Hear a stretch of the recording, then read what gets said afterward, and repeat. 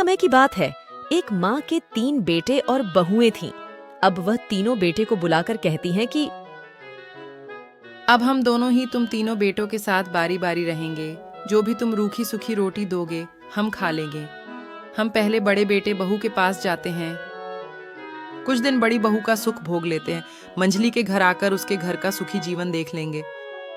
यह कहकर माँ तीनों बेटों के घर बारी बारी रहने की बात करती है और बड़े बेटे के घर चली जाती है, यह सोचकर कि बेटे बहू का सुख देख लेगी। लेकिन हुआ बहुत ही विपरीत। वह बड़ी बहू सास और ससुर दोनों से ही घर का सारा काम करवाती। सास से झाड़ू पोछा, बाकी सब घर के काम कराती और ससुर से भी घर का राशन सब्जी फल मंगवाती। खड़े क्यों हैं, जाइए यहाँ से जल्दी, घर की सब्जियाँ खत्म हो गई हैं। बाजार जाकर जल्दी लाइए। आप क्या इनके जाने का इंतजार कर रही हो? जाओ अपना काम करो, जाओ जल्दी, घर के बाकी काम भी करना है। जल्दी आना, घर में खाना भी नहीं बना है। सब्जियाँ लेकर आओगे तभी तो घर में खाना बनेगा। जाओ जल्दी जाओ, आज मेरी सारी फ्रेंड्स आ रही हैं। जल्दी काम खत्म कर, खाने की तैयारी करो, उनको किसी तरह की परेशानी नहीं होनी चाहिए। जाओ जल्दी जल्दी हाथ चलाओ। सास ससुर बड़ी बहू से परेशान होकर दूसरी बहू के यहाँ चले गए। उन्हें लगा कि शायद दूसरी बहू के यहाँ थोड़ा सुख मिलेगा, लेकिन यहाँ तो दूसरी बहू भी। माँ जी, मेरी तबीयत थोड़ी खराब लग रही है, क्या आप आज सबके लिए खाना बना देगी? आप तो जानती ही है कि मैं सारा दिन घर का काम करती हूँ। आज मुझे थोड़ी थकान सी है, मैं आराम कर रही हूँ। आप आज कढ़ी चावल और पनीर की सब्जी बना दीजिए, ठीक है?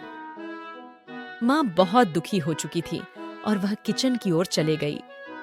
माँ ने सबके लिए पनीर की सब्जी और सारा खाना बना लिया।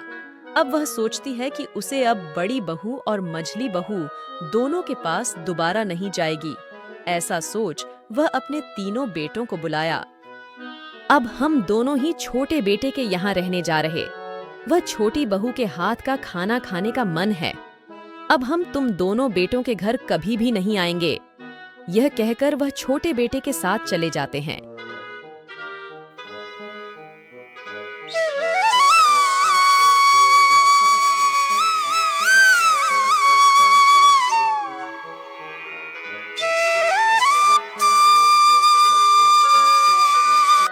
सुनो जी, आप जल्दी से माँ और पिताजी के लिए घर का राशन और बाजार से कुछ सब्जी लेकर आओ।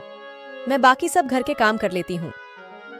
तुम कान खोल कर सुन लो, तुम मेरे माँ पिताजी से कोई भी काम नहीं करवाना, उनका अच्छे से ध्यान रखना। तुम उनको अपने ही माता पिता समझो।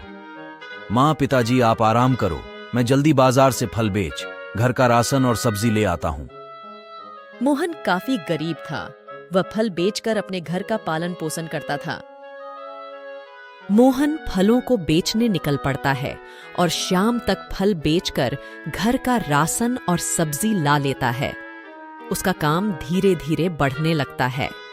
मोहन का काम धीरे धीरे बढ़ने लगा और उसकी दिन प्रतिदिन तरक्की होने लगी। यह सब उसके मेहनत और ईमानदारी का फल है।